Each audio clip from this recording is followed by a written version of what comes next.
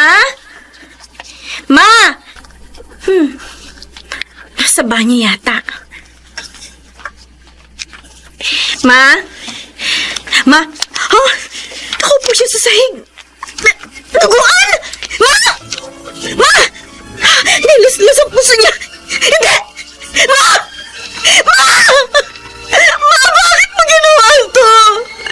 Ma, paano na kami? Mama!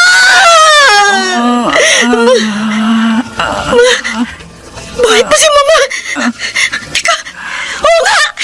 Bakit si Mama? Hilayin ko siya palabas ng banyo. Kailangan ilabas ko siya sa kalsada. Saka ako hihingi ng tulong.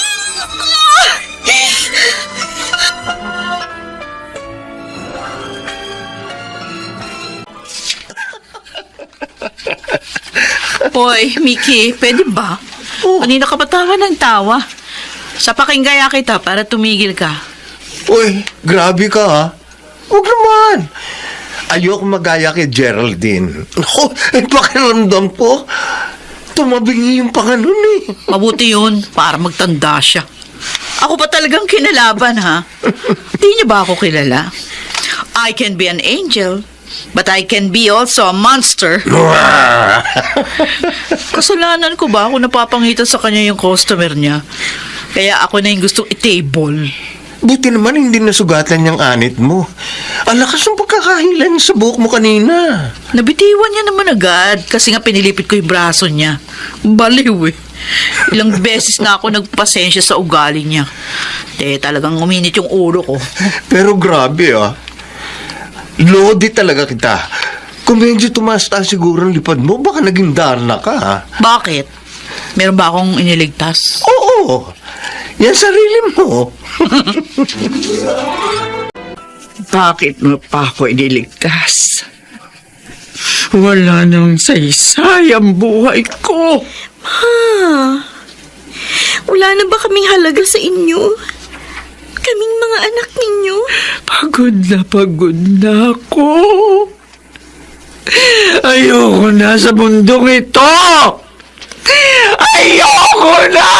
Ayoko na! Ayoko na!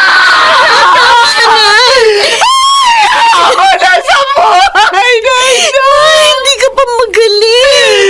Ano ang mangyari sa'yo? Kalalabas mo lang ng hospital. Ayoko na!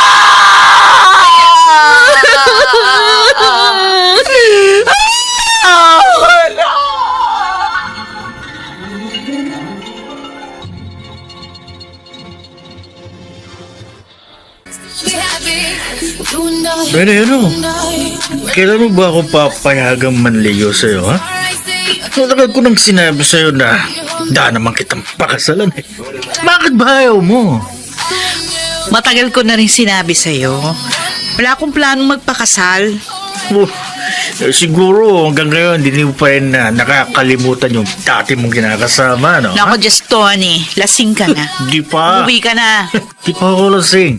Nakakatatlong bote pala ako ng beer. Pero wala na sa katinuan niyang utak mo. Hoy, Nene! Saan ka pupunta? Hoy!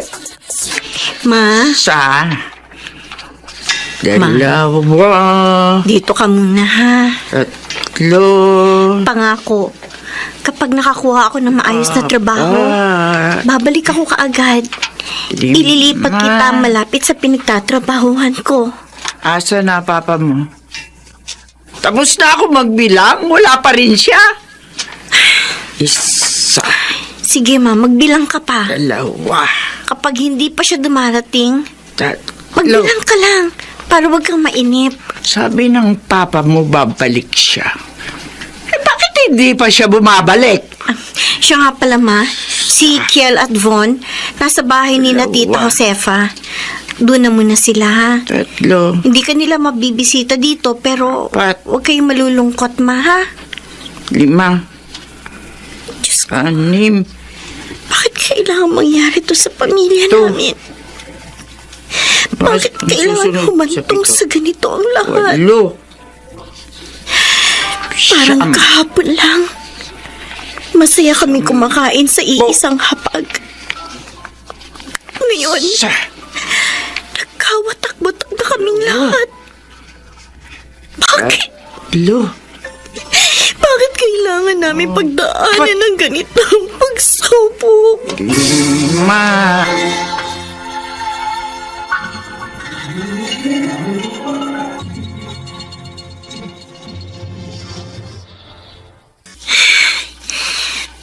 Pagod na ako. Ilang araw na ako naghahanap ng mapapasukan trabaho. Pero ayaw nila akong kunin dahil sa edad ko. Paano kaya to? May nakapaskil doon. Naghahanap ng dishwasher. Susubukan kong mag-apply. sigurado ka bang kaya mo magtrabaho rito? Opo, magaling po ako maghugas ng pinggan. Ilan taon ka na ba? 16 po. Pwede na. Tanggap na po ako? Oo. Sa una, dishwasher ka muna.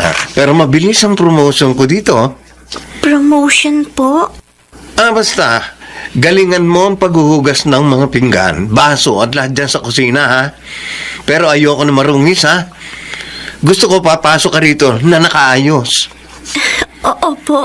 Salamat po. May mga kwarto sa baba para sa mga empleyado ko. Doon ka sa may dulo sa tabi ng CR. May kasama kang 3 babae ron. Salamat po. Maraming salamat po. Hayaan niyo po. Pagbubutihan ko po ang pagtatrabaho sa inyo. Pangako. Ay, ang laki pala ng simbahan dito. Kaya lang, sarado yung pinto. Papasok sana ako eh. Ay, hindi bale. Dito na lang muna ako sa may pinto mananalangin. Magpapasalamat ako sa Diyos kasi may trabaho na ako. Ang ganda ng simbahan na to. Gusto mo pumasok? Ha? Ka, sumunod ka sa akin. Talaga? Pwedeng pumasok? Doon tayo dadaan sa may kumbento. May pinto doon papasok. Teka, Bakit mo alam? sakristan ako rito. Ay, talaga? Ang maingay. Sige. O dito tayo dadaan sa pinto na ito. Pisan mo. Hala, baka makagalitan tayo. Di. Ayan Nandito na tayo sa loob ng simbahan. Ang ganda. Mananalangin ka ba? Oo. O sige, maiwan na kita. Ay, wag mo ko iiwan. Ha? Baka hindi ako makalabas eh. Doon ka lang naman dadaan sa dinaanan natin kanina eh. Ay, wag mo ko iiwan. O sige, ito lang muna ako maupo. Salamat. Taga saan ka ba? Dun, sa club. Club? Oh, Ha? bakit gulat na gulat ka? Nagtatrabaho ka sa club? Oo! Bakit? Marami na bang tao sa labas, Mickey? Medyo. O isipin mo nga tong damit ko sa likod. Wow! Mukhang bago ang damit mo to, ha? Ayos ba yung tip sa racket mo nung isang gabi? Ayos lang. Teka. Bakit may pasa ka sa braso? Wala yan. Nanar mo? As if naman bago sa atin yan. Ba't hindi mo agad sinabi sa akin? Pwede kong idemanda yung kumuha sa inyo. Demanda? Ay nako, Mickey. Nung mga unang taon ko nga meron ako sa distang customer. O nagawan mo ba ng paraan? Dito yun sa club. Iba itong racket ninyo sa labas kasi may usapan kami nung kumuha sa inyo. Sinabi ko, ayoko ng kliyenteng nananakit. Konting pasalang yan kumpara doon sa binayad niya sa iyo. Oh, lalabas na ako. Ay, naku, nene. Lumabas ka na rin. Baka kinukupitan ka na naman ng kahera mo. Ilang kaya makukuha ko ngayong gabi? May umiiyak sa isang kwarto. Parang bata yung boses, ha? Hindi. May kinuha na naman bang minor de edad si Mickey? Bubuksan ko nga itong pinto. Ano nangyayari dito? Tulungan niyo ba ako? Tulungan niyo ako! Lumabas ka dito. bilisan mo paglalakad. Opo. Mickey! Mickey! Oh, bakit? Anong ibig sabihin nito? Nangalin? Gumawa ka na naman ng minor de edad. Ha? Walang yak! Aray ko ang buko. Uy, sabi ko sa'yo, Ano ba? ako na ang huli. Oo na. Bitiwan mo na ako. Aray ko. Ano ba? Uy, kasang buko. Kakariban lang nito eh. Paliwanag mo yan sa akin. Sabi niya kasi, kailangan niya ng trabaho at kailangan niya raw makaipon para sa nanay niyang nasa mental hospital. Kaya naisip ko na bigyan siya ng extra income. Alam mo ba, Po? hindi niya alam ano. Gusto ko lang naman makatulong. Kung gusto mo siyang tulungan, dapat hindi mo siya pinasok dito. Eh, siya naman ang nagpunta rito para mag-apply eh. Mag-apply ng waitress o tagahugas. Hindi pinaguhubad ang ina-applyan niya. Bakit mo ba ako sinisisi? Bakit mo ako sinisigawan? Ako may-ari ng club na to, no? Wala kang respeto. Anong sinabi mo? Joke lang. Ayusin mo yung problemang yan, ha? Kung ayaw mong mawalan ka ng mga empleyado. Medyo tinamaan ako doon sa alak na yun, ha? Mabuti na to. Para makatulog ka agad. Good morning po. Sino ka? Bakit nandito ka sa may pintuan ng kwarto? Dinalahan ko po kayo ng almusal. Almusal? Bakit? Hindi ako nag-aalmusal. Sa dinner lang ako kumakain. Para po sa pagtulong niyo sa akin kagabi. Ah, ikaw yung dishwasher. Opo. O, ikaw kumain yan. Mukha kang malnourished. Tsaka huwag kang iyak ng iyak. Hindi makakatulong yung pag-iyak. Kagabi, kung umiyak ka lang ng umiyak, sa tingin mo, may magagawa ka kapag pinwesta ka ng lalaking yun? Pero kung hindi po ako umiyak, hindi niya naman po siguro ako maririnig at matutulungan. Abat, Umiyak po talaga ako para may makarinig po sa akin. marunong ka lang sumagot-sagot, ha? Kunin niyo na po itong almusal. Pasasalamat ko lang po ito dahil tinulungan niyo po ako. Umalis ka na dito. Kailangan ko ng tulog, hindi almusal.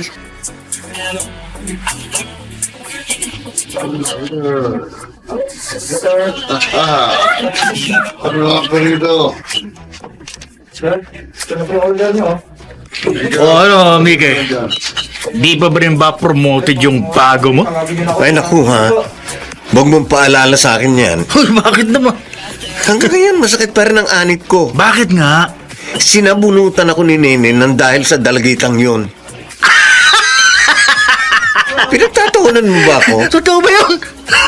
Ikaw na may-ari ng club? Sinabunutan ng hamak na hostess lang? Sige! Sige, lakasan mo pa yung boses mo. Nang marinig ka ni Nene. Di niyo ako maririnig. Sa ingay ba naman dito eh? Takot na takot ka talaga kay Nene, ano? Mula pa noon. Hindi ako takot. Uy, ano palang tawag doon? Kahit naman noon hindi mo kayang kantihin si Nene eh. Ha? Wala ako kung nasan man ako ngayon kung hindi dahil kay Nene. Gugutom na ako, ha? Buti pa umakyat muna ako. Baka mayroong pagkain sa taas. Good evening po. Andito ka na naman? Dinalahan ko kayo ng hapunan. Ikaw kumain yan. Ay, 1 linggo na ako nagdadala ng pagkain dito. Hindi pa rin niya tinatanggap. Ay, akala ko pa naman mabait siya.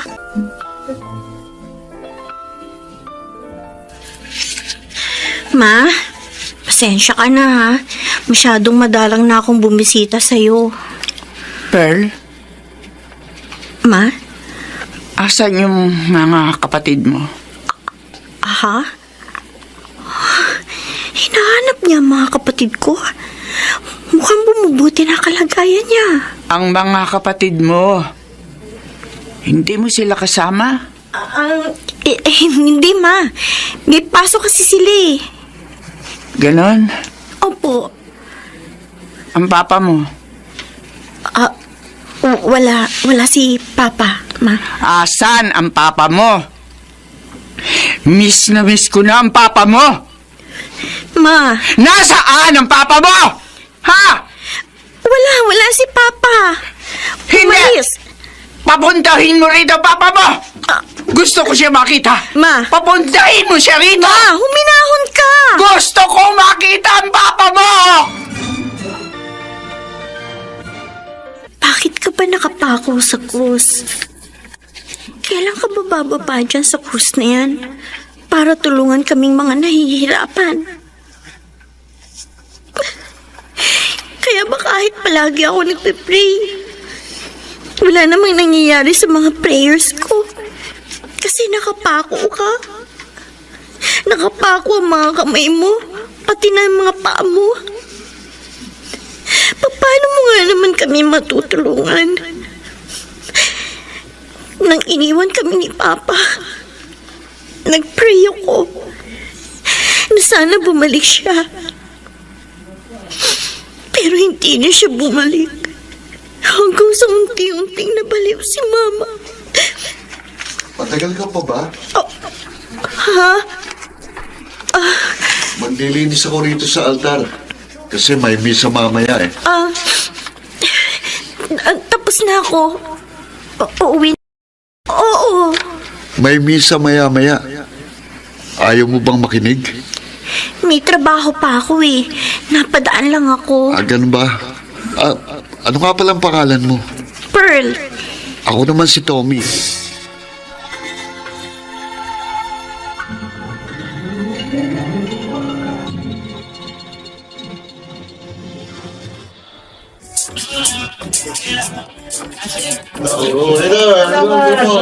Ang dami na namang tao. Pearl, Ay, bakit po? wala pa yung isang waitress ko. Ikaw muna magdala nitong mga order na beer. Itong isang bucket, doon sa table 5. Sige po. Order niyo po. Uy, bago ka ba rito? Hindi po. Mula nang dumating ka, lagi na lang magulo rito sa club. Maghanap ka na lang ng ibang mapapagtrabahuan. Huwag dito. Sir Mickey, nakikiusap po ako. Hindi na lang po ako lalabas sa kusina. Huwag niyo lang po akong paalisin. Ang kulit mo. Sir. Hindi ka na nga pwede rito. Mamasukan ka na lang katulong sa bahay. Huwag ka na rito sa club. Nakikiusap naman po. Umalis ka na ngayon din. Kukuha na ako ng kapalit mo. Sige po. Kahit magtrabaho na lang po ako gaya kay Ate Nene. Ano? Desperada ka na ba talaga? Huwag niyo lang po akong paalisin. Ay, nako. O sige, ikaw. Ikaw ang magsabi kay Nene. Dahil baka mamaya, sabunutan na naman ako noon.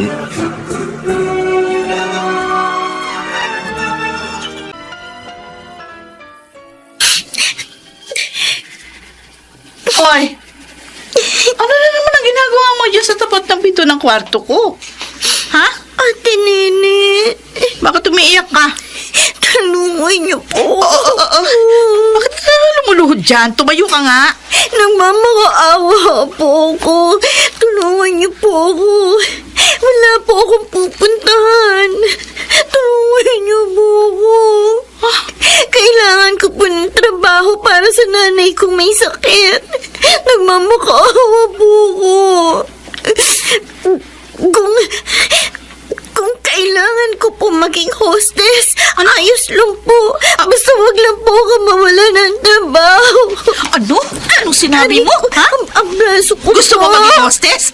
Naintindihan mo ba yung sinasabi mo? Ha? Alam mo ba kung anong ginagawa ng isang hostess? Ibibigit ko na lang po ang mata ko. Kailangan pa lang ako po talaga ng trabaho. 16 years old pa lang po ako. Wala pang tatanggap sa akin sa ibang trabaho. Ang dami-dami ko nang in-applyan dati bago ako nakarating dito. Kung kailangan kong gawin ang tulad ng ginagawa niyo, ang gagawin ko po. Gumising ka! Hindi mo alam ang sinasabi mo!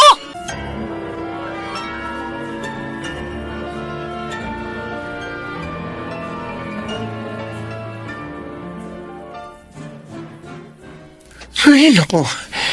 Nagkaroon pala ng pasaan leeg ko. Nakakainis. Dahil sa pearl na yun, nasakal tuloy ako ng customer. Miki! Miki! Si Nene. Ay, naku, sabi ko na nga ba eh. Mukhang ako na naman ang masasabugan ng bulkan. Miki! Nene, hindi ako. Wala akong kasalanan. Sarili niyang desisyon yan. Hindi niya po ako pinilit, Ate Nene. Tumahimik ka! Nene, maghunos dili ka. Bakit mo siya pinaalis sa trabaho niya? Ha? Eh, kasi nga, sa tuwing lumalabas yan at nakikita ng mga customer natin, palagi na lang nakukursunadahan. Kaya ang sabi ko sa kanya, para iwas gulo, umalis na lang siya rito. Sigurado ka dyan sa sinasabi mo? Oo! Kilala mo ako, marunong akong pagsabihan. Eh, ikaw, Ate, nasaan yung mga magulang mo? Bakit 16 anyos ka pala pinagtatrabaho ka na? Nasa mental ang nanay niya. Ang tatay mo? wala na po. Patay na tatay mo? Sumakabilang bahay. Wala ka bang mga tiyahin o tiyuhin? Meron po, pero sabi po nila kasi akong panganay, dapat daw po maghanap buhay na lang ako para may pandagdag sa panggastos ng mama namin sa mental. Mga walang hiya. Pare-pareho talaga yung mga tao sa mundo. Oy, iba ako ha. Oh, umuwi ka nga sa tiyahin at tiyuhin mo ha. Sabihin mo wala ka nakuhang trabaho. Eh, hindi po pwede. Ano? Baka pati yung dalawa kong kapatid palayasin din nila. Wala po kaming titirhan. Wala ba kayo sariling bahay? Nangungupahan lang po kami. Ay, Nene, bakit hindi mo na lang siya ampunin? ano? Bahay niyo po ito? Apartment ang tawag dito. Wala akong sariling bahay. Bakit dun po kayo sa club natutulog? Huwag ka nang maraming tanong-tanong. Ayoko nang makulit, ha? At ayoko rin ng pakialamera. Kaya huwag na huwag mong pakikialaman yung mga gamit ko. Naintindihan? Opo. Oh, etong cellphone. Dapat lagi kang alerto. Kapag tumawag ako at may iuutos ako sa'yo, gawin mo kaagad. Opo. Maraming salamat po, Ate Huwag ka Nene. magpasalamat. Dahil pagtatrabahuhan mo ang pagtira mo dito. Opo. O sige, alis na ako, ha? Siya nga pala. Po. May pinatatahi akong damit ng mga babae sa club. Mamayang hapon kunin mo. Ito yung address at ito rin yung pambayad. Opo. Bigay mo sa akin yung resibo at ihatid mo sa club yung damit mamaya. Mickey, yung nadadaanan kong eskwelahan pag papunta dito sa club, meron bang bayad dun? Walang bayad doon. Public school yun eh. Talaga? Bakit? Pag-aaralin mo yung ampun mo? Kung libre naman, bakit hindi? Nawili ka na sa batang yun mo. Matagal na panahon na akong hindi nakakaramdam ng awa. Pero nung lumuhod siya sa harapan ko, para makiusap na gawin siyang hostess, kumirot yung dibdib ko. Awa lang ba? O nakita mo sa kanya ang sarili mo? Parang gano'n na nga. Mas bata nga lang ako sa kanya noon. 14. Kaya nga, Nene, ang tawag sa iyo eh. Imagine, 14 anyos, naguhubad na ako. 40 anyos ka na ngayon. Mahigit na 2 dekada ka na rito. 14 anyos akong binenta ng sarili kong ina sa unang may-ari nitong club. Mura pa nun yung halaga ng pera. Naalala ko, 1,000 yung inaabot sa kanya ni Mama Loida. Noon ko nalaman na pwede palang presyohan ang buhay ng isang tao. 1,000 kapalit ng impyernong naranasan ko sa kamay ng iba't ibang lalaki. 1,000 kapalit ng karapatan kong mangarap. Ngayon, hindi nga kayang bayaran ng 1,000 ang isang buwan kong upa sa apartment. Ganun lang ang halaga ko. para sa nanay ko, Mickey. Pero sabi mo, nagbago ang pagtingin mo sa sarili mo nang nakilala mo si Victor. Si Victor. Oo, tama si Victor. Dahil sa kanya, nakita ko yung halaga ko hindi bilang isang hostess, kundi bilang isang tao.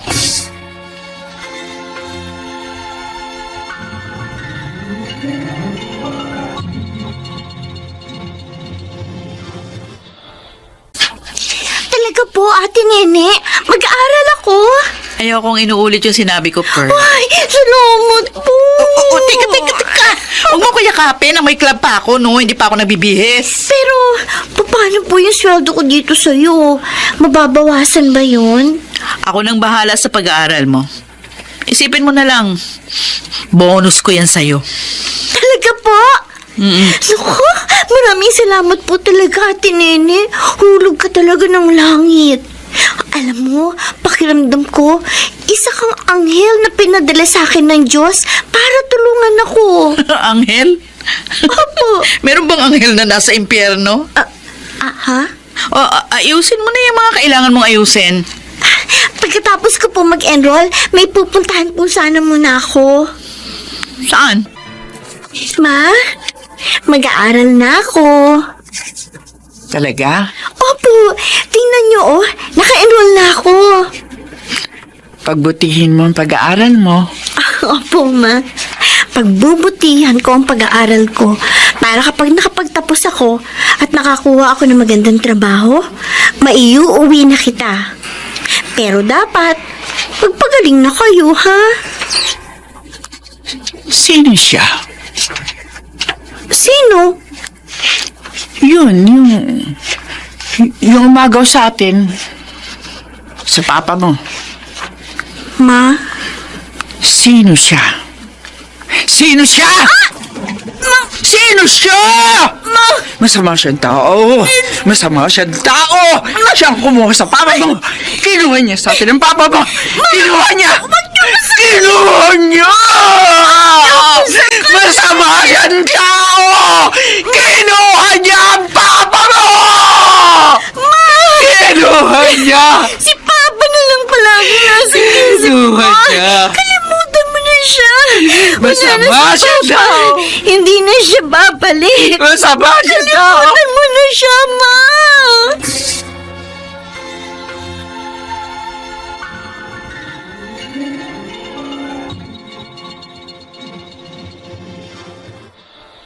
Uy, ikaw? Tommy, magkaklase tayo. Oo. Buti naman, may kakilala na kagad ako. Uy, hindi ka na nagpupunta sa simbahan ah. Malayo na kasi ako eh. Hindi ka na sa club nagtatrabaho? Shh, Ay. baka may makarinig sa'yo. Sorry. Tapos ibang isipin nila. Eh, saan ka na ngayon? Doon ako nagtatrabaho sa apartment nung kumukup-kup sa akin. Ganun ba? Oo. Uy, tabi na lang tayo ha. Hindi ko pa kasi kilala yung mga kaklase natin O sige, eh.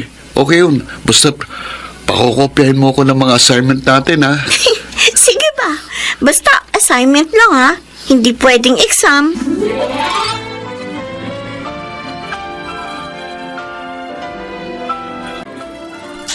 Sir Mickey, Aba, may estudyante. nandyan po si Ate Nene. Nasa taas. Bakit? Ihatid ko lang yung gamot niya. Gamot? Oo, ubo siya na ubo kagabi. Kaya binilan ko siya ng gamot.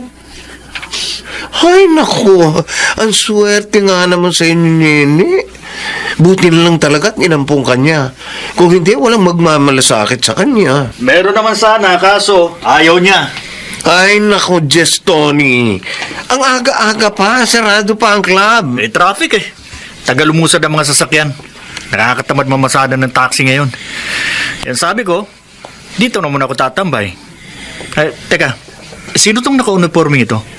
Yung dati kong dishwasher. Ba, ibang klaseng promotion parang napuntahan mo ha? Promotion? Pearl, umakit ka na sa taas. Ando ang ate nene mo. Ah, Huwag mo lang pansinin ang pinagsasabi ni Jess Tony. sige po. Uy, maganda rin palang dalagitang yun ah. Hoy, Wag na wag mong pag-iinteresan si Pearl kung ayaw mo makita maging monster si Nene. Dilim naman dito. Sira yata yung street lights, ah. Bibilisan ko na yung paglalakad ko. Ay, ano yun? Parang may sumusunod sa akin. Ang haba naman kasi nitong iskinita na to.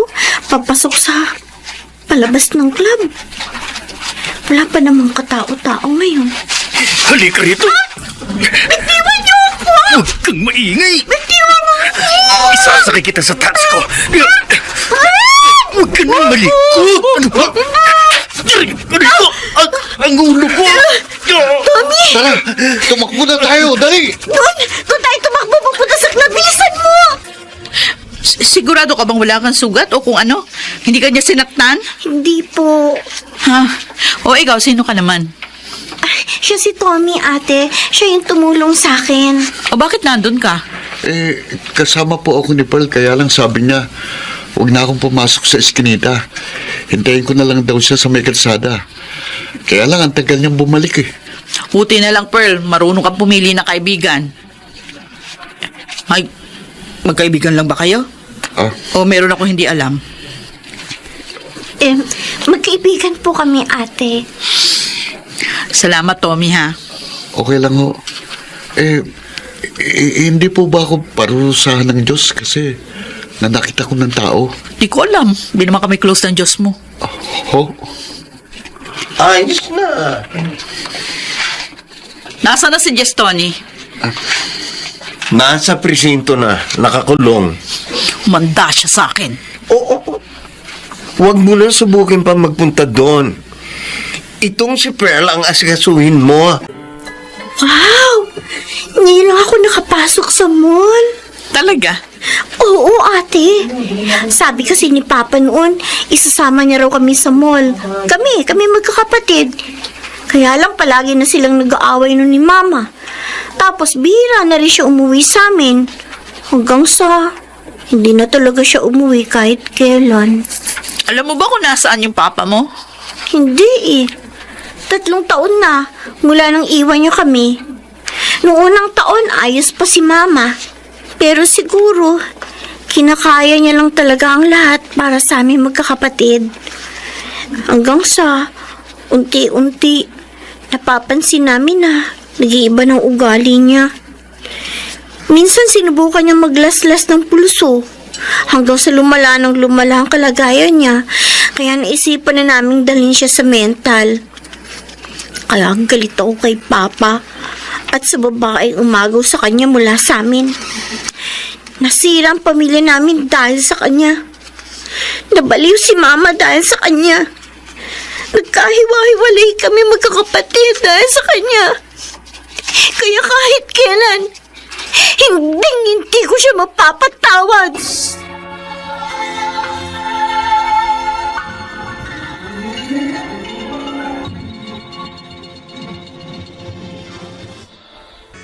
Kumusta na si Pearl? Nilibang ko, dinala ko sa mall. Oh, bakit napabuntong hininga ka? Naaawa lang talaga ako sa kanya. Sa murang edad niya, nakita niya na kung gaano kalupit yung mundong ito. Naranasan niya na minsan, hindi patas ang kapalaran. Pero maswerte pa rin siya kasi nakakilala ka niya, no? Kung hindi dahil sa'yo, baka kung saan na siya nagpalaboy-laboy. Kung hindi mo siya prinotektahan, baka ngayon, isa na rin siyang kalapating mababaan din pa. Ate, ikaw na lang ang ilalagay kong guardian dito sa form namin para sa ID, ha? Magpapalit daw kasi kami ng ID, eh.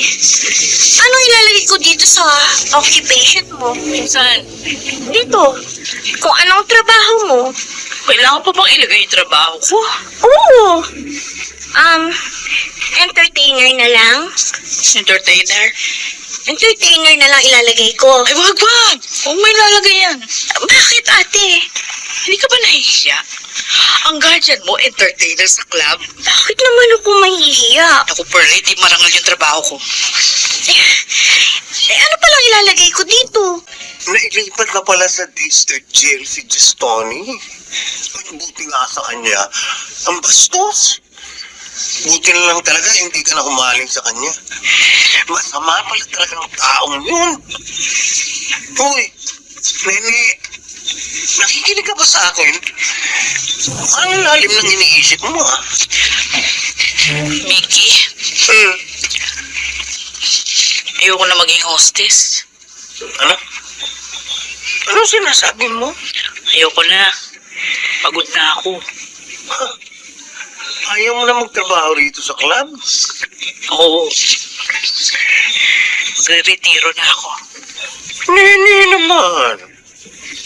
Alam mo naman kalahati ng kita ko rito galing sa iyo.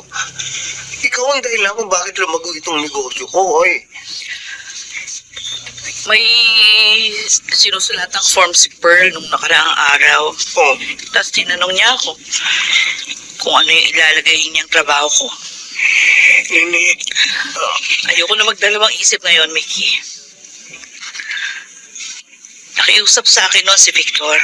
Sabi niya, talikuran ko ng trabaho ito. Nagdalawang isip ako dahil sabi ko, baka mamaya. Iwan niya rin lang naman ako. Pero nung araw na sasabihin ko na sa kanya na napagdesisyon ako lang umalis na rito, tsaka naman siya namatay. sigurado ka na ba diyan? Nung dumating si Pearl sa buhay ko, muli ko naramdaman. May halaga ang buhay ko. Mawala si Victor, sabi ko. Siguro talagang ito na yung kapalaran ko. Hindi na ako makakaalis dito. Pero nung dumating si Pearl, pagtanto ko, may sisi naman pala ang aking buhay. Uy, paano ka? Paano kayo mabubuhay ni Pearl?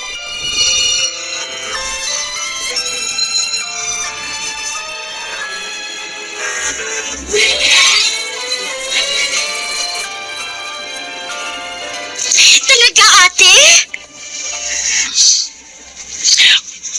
Parang matagal mo nang gustong gawin ko ito, ah. Pasensya ka na, ha? Hindi naman kita hinuhusgahan. Kahit ganyan ang trabaho mo, alam ko mabuti kang tao. Pero gusto ko talagang dumating ang panahong ito na hindi mo na kailangan magsayaw sa harap ng mga lalaking hayok sa laman. Mabuti kang tao. At alam ko, may mas magandang bukas na naghihintay sa'yo, ate. Sa'yo ko pa talaga narinig yan, ah. Para kang Sino? yung kaisa-isang lalaki na nagmahal sa akin ng totoo. Nasaan siya? Wala na. Namatay siya habang pinoprotektahan ako. Ha? May isa akong customer noon na pinipilit akong ilabas. Kaya lang hanggang patipon lang ako ng mga panahon na yon. Dahil nga, kasintahan ko siya, nagalit yung customer. Kinaladkad ako palabas. Nakita niya yung ginagawa sa akin. Ayun, nagkainitan silang dalawa hanggang sa nabaril siya. Parang gumuho ang mundo ko noon. Pero ang naisip ko na lang, siguro nga masamang tao ako. At kahit kailan, wala akong karapatan na maging masaya. Ate. Pero madalas niyang sabihin sa akin yung sinabi mo na mabuti akong tao at may mas magandang bukas na naghihintay sa akin. Ayokong paniwalaan yun nun eh. Pero ngayon, gusto kong sumukal sa sinasabi ninyong magandang bukas. Ilang linggo ka sa inyo, Pearl? 1 linggo lang, Ate Nene. Hindi naman ako pinayagan sa trabaho na mawala ng matagal eh. Okay, sige. Kumusta mo na lang ako sa mama mo at sa mga kapatid mo? Ang tagal na kasi kitang niya yung sumama sa akin eh. Mula nung gumaling siya. Ayaw mo namang sumama. Palagi namang hindi nagtutugma yung mga schedule natin. Tsaka isa pa, hindi ko pwedeng iwan ang negosyo ko.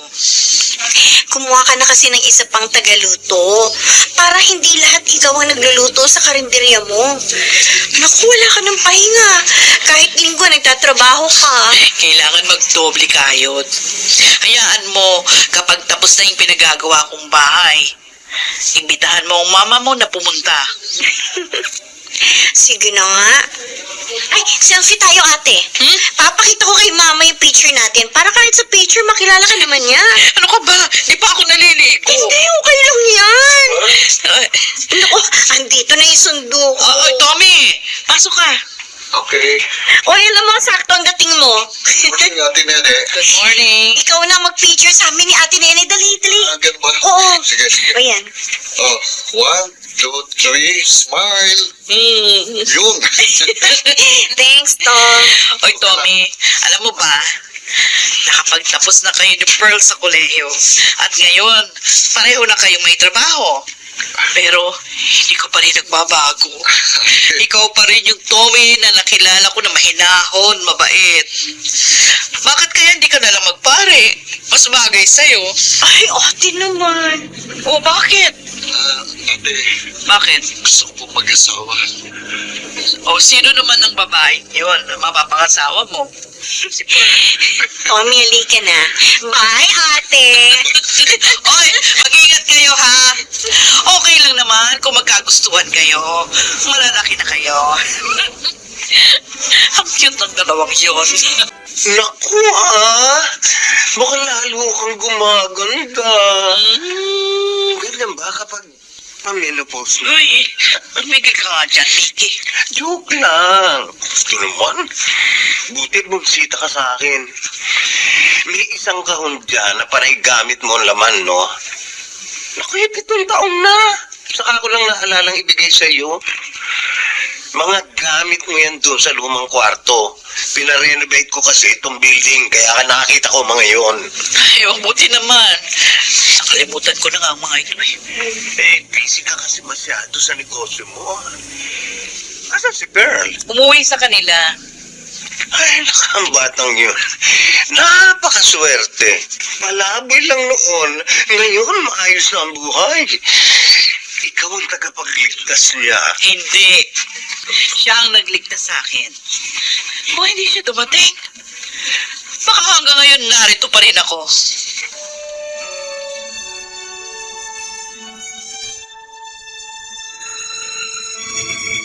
Pearl?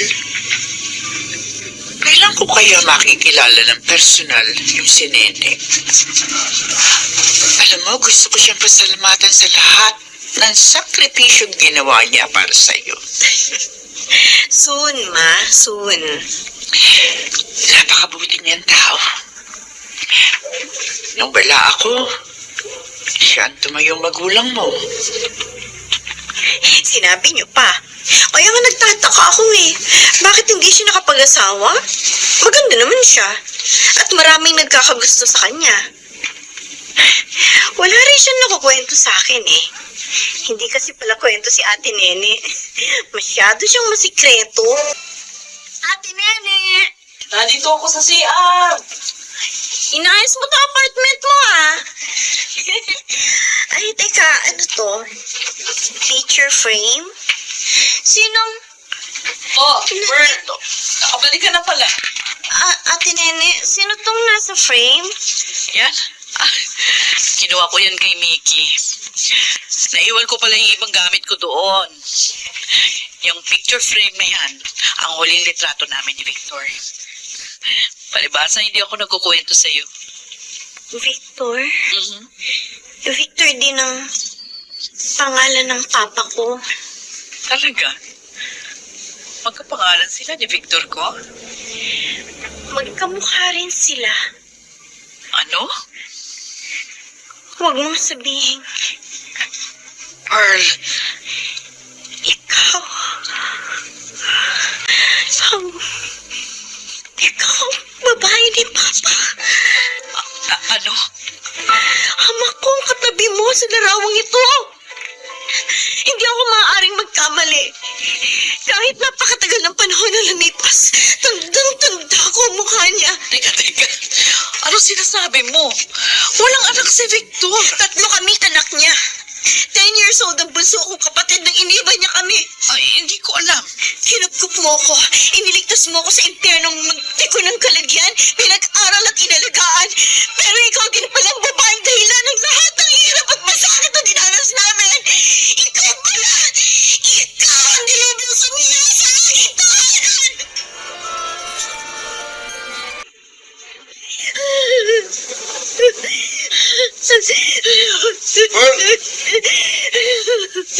Tommy!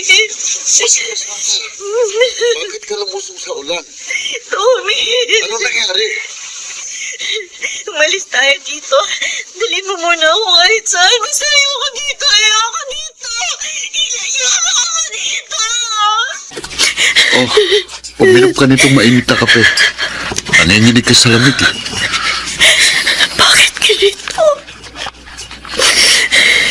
Bakit ganito magbiro ang tadhana sa akin, Tommy? Pearl, hindi ko masasagot ang tanong mo. Nang nalaman ni Mama na may babae si Papa, lagi silang nag-aaway. Nang iniwan kami ni Papa, sinubukan ni Mama magpakamatay. Nakaligtas siya. Pero nabaliw naman siya. 1 taon siya sa mental hospital. At hanggang ngayon, kailangan pa rin i-monitor ang kondisyon niya. Yung mga kapatid ko, nagtiis sila sa pagmamalupit ng mga tiyahin at tiyuhin namin. At ako, muntik pang maging GRO. Muntik maghahasa. Pero may isang taong nanindigan para sa akin.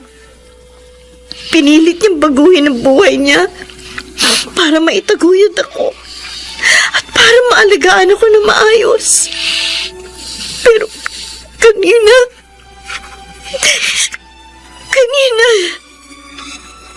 nalaman ko, siya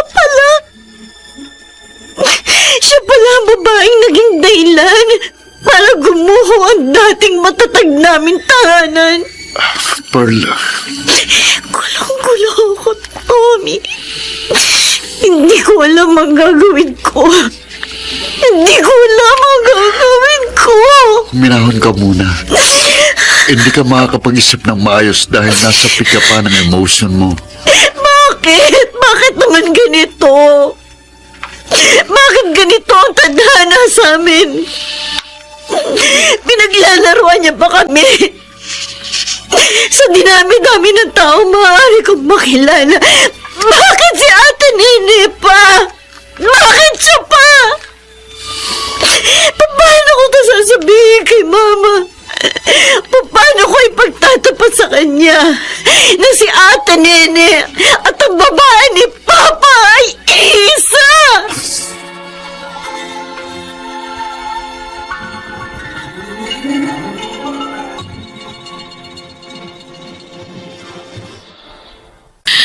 Ano? Sinabi mo? Mickey, hindi ko alam kung anong mararamdaman ko. Niloko ba ako ni Victor? Malamang. Ang kaisa-isang tao na nagpakita sa akin ng totoong pagmamahal at pagmamalasakit. May pamilya pala at mga anak. Mickey, wala akong kaalam-alam. Wala akong kaalam-alam na nakasira pala ako ng pamilya. Pero kahit hindi ka naman makipagrelasyon, ang trabaho mo dati nakasisira talaga ng pamilya. Sa bagay, tama ka. Siguro mas lang ang ambisyosa para akalain na meron pang papatol sa akin na isang lalaking matino. Nene, sa tingin ko naman, kahit nagsinungaling sa'yo si Victor, totoo naman ang ipinakita niyang pagmamahal sa'yo. Hindi niya ibubuhos ang buhay niya para sa'yo kung hindi ka mahalaga para sa kanya. Hindi. Mali. Maling-mali, Mickey. Napakaliit naman ang mundo para sa inyo ni Victor at ng kanyang pamilya. Isang linggo nang hindi ko matawagan si Pearl. Hindi siya umuwi sa bahay. Isang linggo na rin akong halos hindi makatulog. Para akong mababaliw. Nene, Kung nakita mo lang kung gaano nag-ibang tingin ni Pearl sa akin nung malaman niya na ako yung naging babae ng ama. Ang sakit. Ang sakit-sakit sa dibdib. Pakiramdam ko, pinandidirihan niya ako. Ramdam na ramdam ko nung mga oras na yun. Sumabog ang galit niya. Hindi ko kaya. Hindi ko kaya na makitang ganun ako tingnan ni Pearl. Hindi ko man siya dinala sa sinapupunan ko. Pero para ko na siyang tunay na anak. Paano kung hindi na siya bumalik? Paano kung tuluyan niya na akong iwan? Ay, hindi ko kaya. Hindi ko kaya.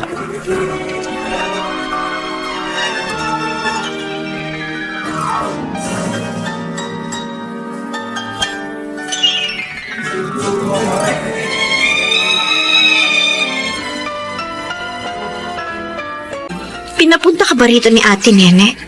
Hindi. Actually, hindi niya alam na hinanap kita. Pearl, hindi ko alam ang eksaktong nararamdaman mo ngayon. Pero narito ako para magpatotoo na hindi alam ni Nene na may pamilya ang papa mo. Ilang taon silang naging magkarelasyon, marami siyang pangako kay Nene. Wala kaming kahit isang clue na committed na pala siya. Gulong-gulo pa rin ang isip ko hanggang ngayon, Tito Mickey. Isang buwan na ang nakakalipas mula na malaman kong totoo. Pero hindi ko pa rin alam kung paano ko haharapin ang katotohanan ito.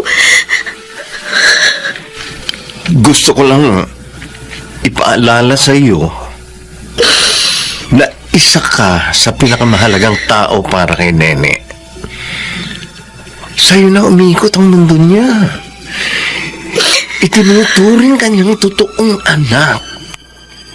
Hindi niya makakaya kung mawawala ka sa kanya ng tuluyan. I'm sorry, Tito Mickey.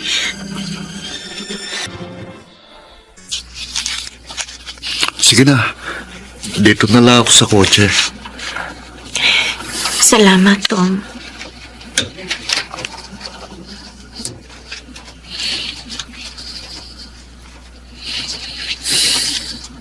Ito na ba yun? Oo. Ito na nga. Pa, naaalala mo pa ba ako? Baka hindi na. 16 years old pa lang ako nung umalis ka. Nang iniwan mo kami.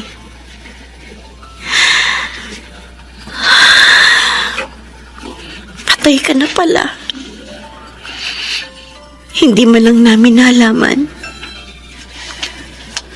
Talagang pinutol mo lang lahat ng connection mo sa amin nung umalis ka sa bahay. Napakarami kong gustong itanong sa'yo.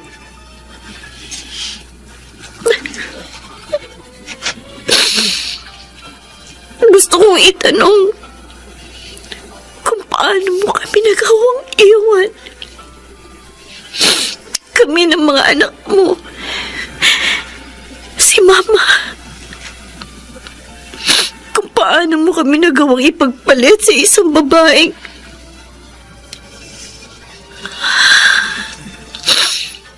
pero ano pa ba ang saysay na itanong ko sa iyo ang lahat ng ito? Hindi mo naman na masasagot. Pearl, Bakit, Tommy? si Tito Mickey tumawag sa akin. Ano raw? Na-aksidente raw si Ate Nene. Ano? Oo. Nag-aagaw buhay daw ngayon si Ate Nene.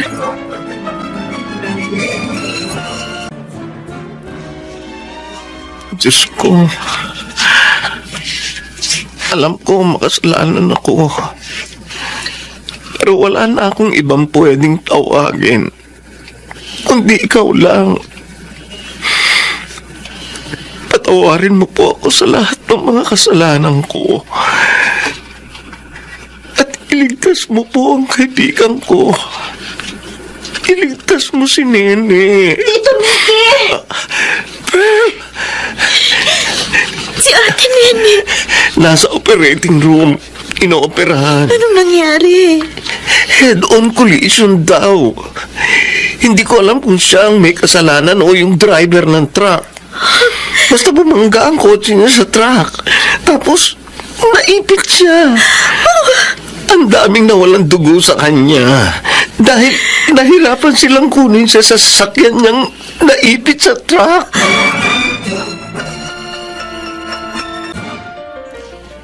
Dinalang kita ng pagkain. Sabi kasi ni Tommy, ilang araw ko na raw dito sa ospital. Salamat, Ma. Huwag kang mag-alala. Mabuting tao si Nene. Magigising din siya. Huwag ka na umiyak. Magigising si Nene. Magtiwala lamang tayo sa Diyos.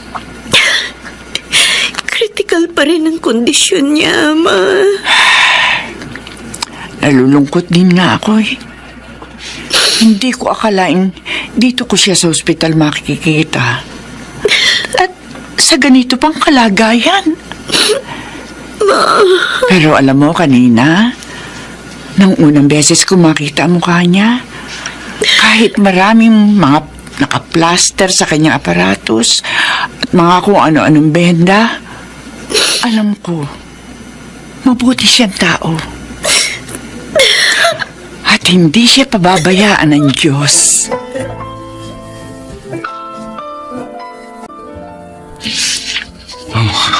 Namumugto na ang mga mata mo. Sabi ni Mama kanina, nang nakita niya raw si Ate Nene, naramdaman niyang mabuti siyang tao.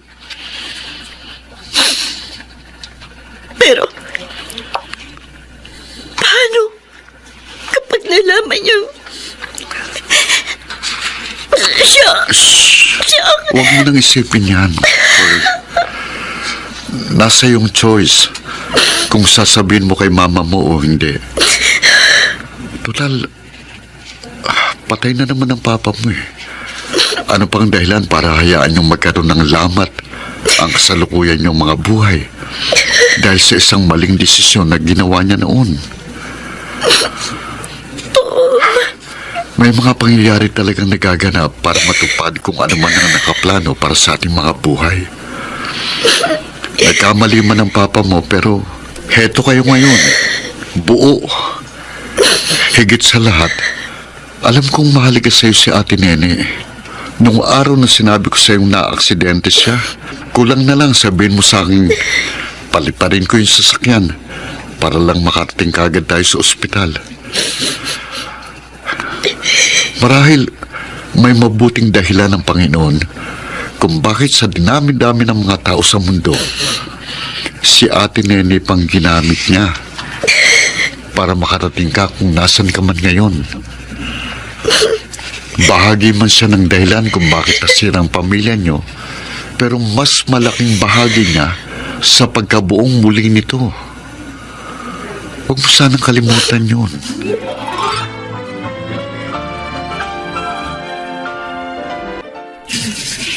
Ate Nene, mag-iisang buwan ka na dyan.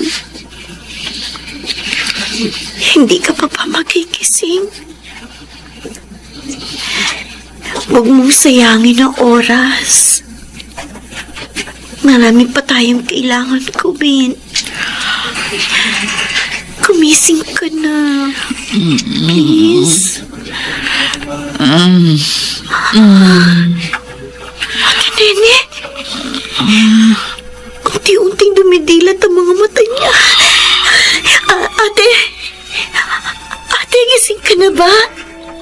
Ate Nene? Isang buwan pala akong nakaratay. Oo. Isang buwan mo kaming pinag-alala. Pearl,